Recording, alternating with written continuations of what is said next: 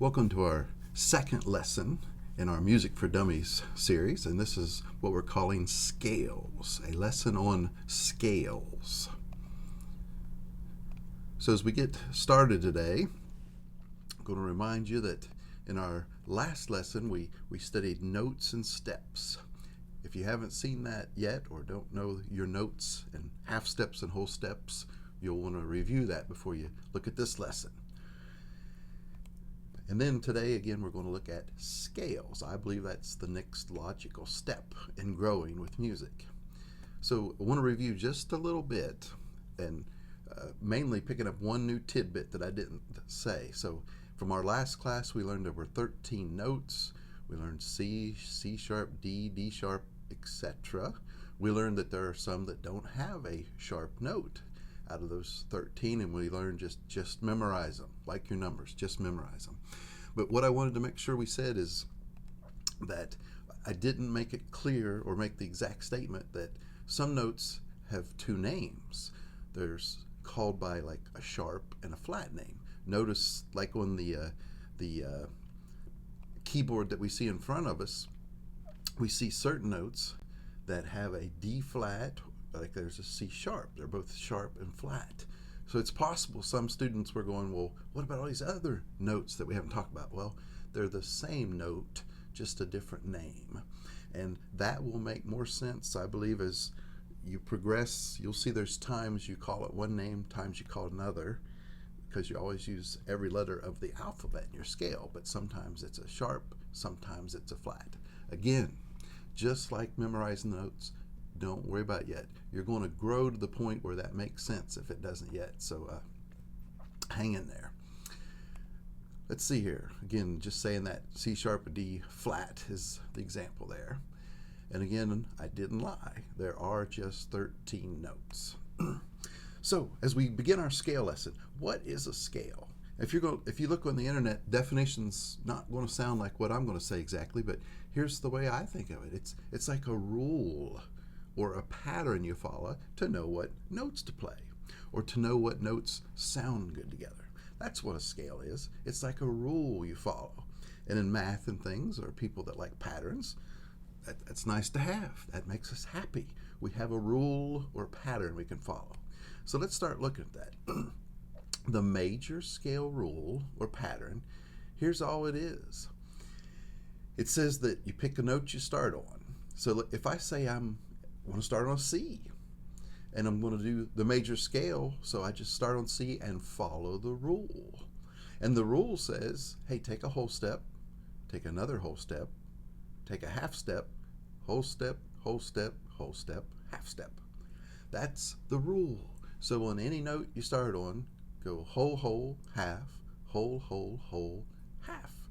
And you'll see that you end up with 8 notes, the start note and the end note.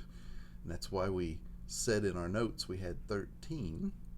And then, so if you count that up, the whole, whole, half, whole, whole, the starts and the ends, you end up with 8.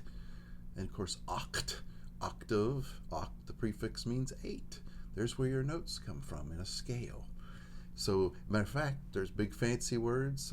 I'm not even going to say it, but there's names for scales that have all the notes and names for scales that just have your limited set of 8 notes. So again, C, here's a C major scale.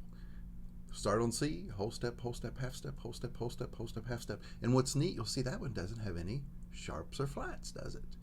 And if you're into piano, you can play all the white keys. That's why the C major scale is nice on a piano. You can play all the white keys. Friends, that's all there is to it.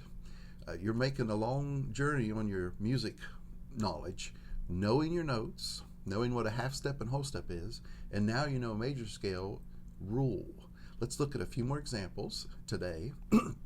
Actually, I had emphasized that there and forgot to click, didn't I? That whole steps, and half steps. Let's look at G. Let's say I want to start on G and follow the major scale rule, which means I'll end up with the G major scale. And I start there, I do a whole step, half step, whole step, whole step, whole step, half step. And notice right there is the kicker. The weird one is you'll find out when you go a whole step, recall from E, there's no E sharp, so you skip the F and you go to F sharp. When you're in the G major scale, this is pretty interesting. You're going to be playing, if you're on the piano, one black key, aren't you? There'll be an F sharp. So this scale has one sharp in it. Follow the rule, start with G, whole step, just skip the G sharp, go to A, skip the A sharp, go to B, and then half step, which since there's no B sharp, end up right on C, and there you go.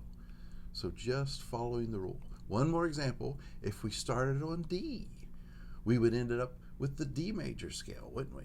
And we just started on our start note and do the same thing, whole step, half step. And you'll see when you follow that rule, you end up with two sharps. Look here, when we jumped from E a whole step again, we ended up with a skipping the F and went F sharp.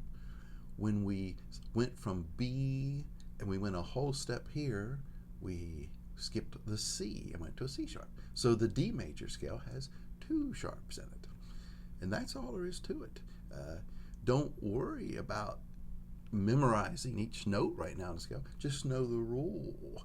And you're going to see that just knowing positioning in these rules will pay off. You don't fret if it's like, oh, I can't memorize each note in the scale. You may never need to or have to. Knowing the rule is what lets you play there. Let's see here. Okay, I wanted to share the minor scale.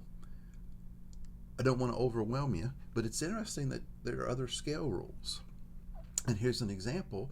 And notice this one starts on note and goes whole step, then half step, and then whole step, half step, whole step, whole step. So you pick a note and start, and we go whole step, and then half step, whole step, whole step. There we go, those steps again. And you end up with the minor scale. And notice the rule is slightly different. If you recall, we went whole, then half in the major. But again, I just wanted to make you aware there are other scales in this lesson, and I want you to focus on the major scale starting out. You can worry about this later, or it will start to make sense or come into play when the time comes. So major versus minor. One of the main differences, or at least what causes the main difference in sound, is that what becomes the third note there. The major third, where you went whole step and another whole step, that third note with that whole step gives it a bright, cheery sound, and the minor sound, or the minor third, gives it a little bit darker sound. And we're going to show you an example of that in just a minute. Next slide here. There are different minor scale rules or different minor scales, but so just be aware of that. Different minor scales. This is the natural minor we're looking at. But look here, there again, side by side is what we talked about. On each scale, major and minor, starting, the first step was a whole step in both scales, but on a major, to get to that third note, it's a whole step. On a minor, it's only a half step.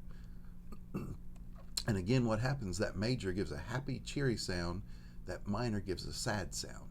And let's look at an example now. Let me close in on the hand here. And if I am playing what's the A chord here, which we haven't done chords, but hard for you to see maybe, but I'm doing 3 strings there on an A. Kind of a happier sound. And I was holding this string, and this string, all 3 of those down. The second string up, that one and that one on the 3rd fret. And when I go to the minor, I'm actually going to move this finger down a half step. And you're going to hear that's going to be a minor chord, because we take that, what was the 3rd note, bring it down a half step right here. Now listen to this sound.